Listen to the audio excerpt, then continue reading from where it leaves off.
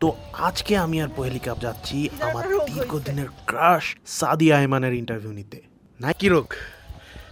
কি রোগ? ধরেন, হোল্ড, স্টপ। আমার মুখের সামনে ধরলে ভূতের মতো লাগে। আমি এমন একটা প্রেজেন্টার যে আমি উপস্থাপনা ছাড়া অসুস্থ থাকি, আমি আমার কাজ ছাড়া অসুস্থ থাকি। আমাকে স্টার গল্প যদি ইন্টারভিউ নিতে না পাঠায় তাহলে আমি অসুস্থ হয়ে বাসায় পড়ে থাকি। বাবা, এত কাজ প্রিয় লোক, কাজ প্রিয় লোক জানতাম না। পহেলি কাপ আপনার আত্মীয় স্বজন, ফ্রেন্ড সার্কেল আমরা দেখতে পাচ্ছি। পহেলি কাপ ফ্রেন্ডের দেখছে না।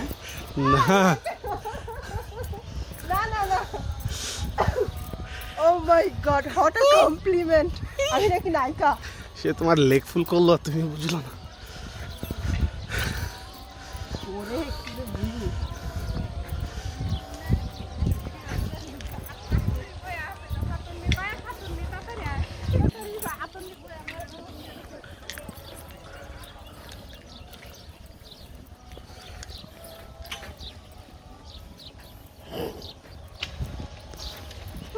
জুম এবার ক্যামেরা আউলাই ফেলছে, না না আমি আউলাইছি, নিজে এবার প্যারা খাচ্ছে। আমি ঠিক করে দিয়েছি। আর ওইখানে ওই যে সাদিয়া আয়মান আর ইরফান সাজ্জাদ বসছে শুটিং। এত জোস একটা জায়গা, ড্যাম।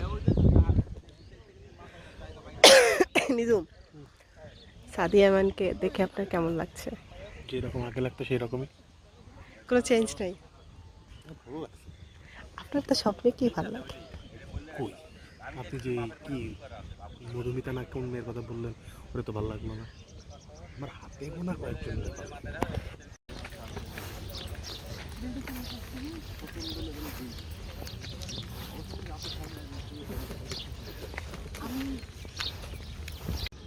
না, এত কিছু মেনটেন করা খুব ঝামেলা। এত মানুষ,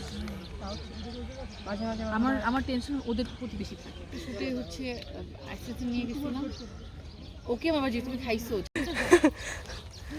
কেমন ফিল হচ্ছে আপনার? গরম। আজকে আপনি ব্ল্যাক পরেন না কেন? ঘামাই আল্লাহ। ও অ্যাকচুয়ালি কি আমার ব্ল্যাকটা হচ্ছে কি কাইতে দিছি তো নেভি ব্লু পড়ছে, ভিতরে ব্ল্যাক আছে।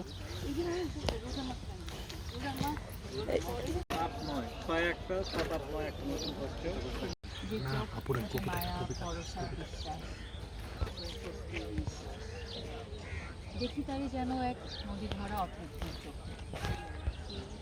কৃষ্ণা যেন মেটে না, চোখ কাঁদে মন যেন করে না, আপনি তারে রাখতে চাই চোখ যেন দাঁড়িয়ে দাঁড়িয়ে আমার নিউজ টিউজ করে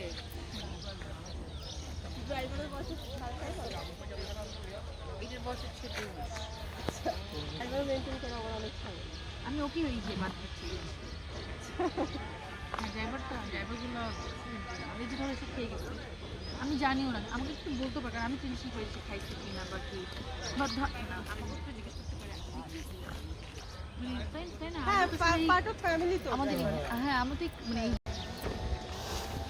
কি বলেন? আমি নিতেছি তো ফুটেজ। আচ্ছা।